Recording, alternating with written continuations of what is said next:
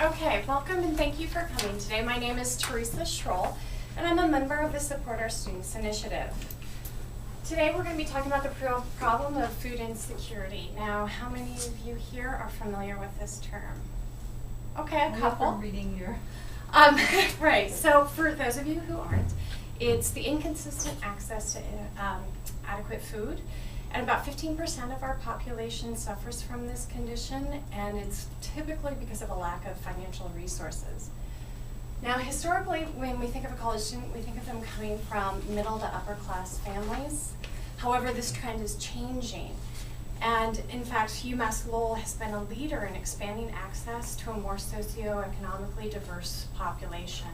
And the result of this can be seen in the rise of students coming from families earning less than $30,000 per year. It's gone up 10% since 2007.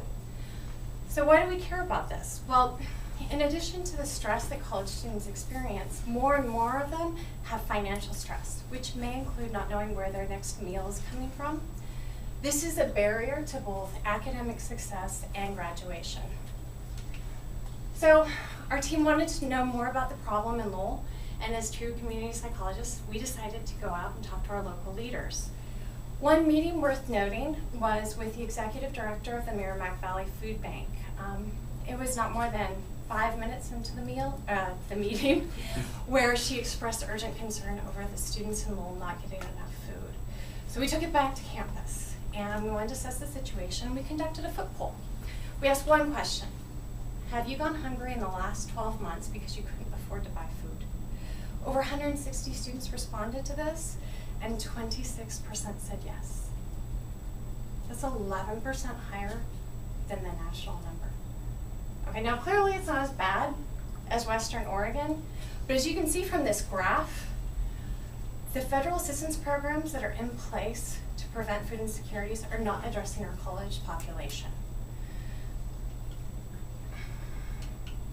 Well, thankfully, we found a solution to this problem.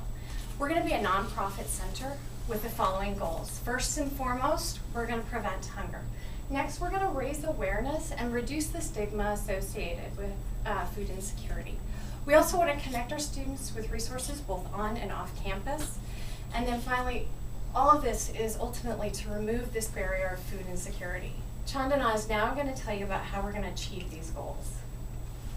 So annually, about 3,000 students sign up for Aramark's unlimited meal option. With this option comes 6 guest meals. If each one of the students was able to donate even one of those meals, we would have 3,000 meals a semester, free meals, to give to students in need. That's a huge number. We work with Aramark Student Affairs, University Advancement, and Vice Chancellor Larry Siegel to develop a way for students to donate to this program. We also have many supporting activities such as campus events and workshops. Workshops will be teaching students how to cook nutritious and healthy meals without breaking the bank. We'd also have potlucks and game nights, not only to raise awareness and feed students, but also to reduce the stigma that's associated with food insecurity. We'd also be having food drives to stock the food bank that the Navigators group at school is going to establish. All this would require an initial startup of about $6,100. 50% of that will go towards meals, food, entertainment, and supplies, but 25% towards survey incentives that we'll be conducting, and the rest will go towards marketing purposes. We also want to sustain ourselves in the long term when it comes to finances, so we talk with the help of University Advancement. We are going to work developing a pathway for external donations from faculty and alumni. We feel that we created a strong ecosystem here. As you can see, Student Affairs and Aramark, they're helping us with the meal donation system. Navigators and Financial Aid will direct students in need towards support our students. University Advancement will help us set up the nonprofits so we can get those external donations. Res Life, student clubs and organizations, they are going to help us increase our reach for the students.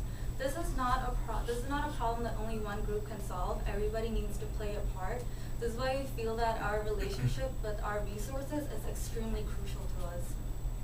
We would like to thank Professor Din, our advisor, and and Professor Finch, who is our mentor. They've been very supportive, and we would also like to thank DifferenceMakers for this opportunity.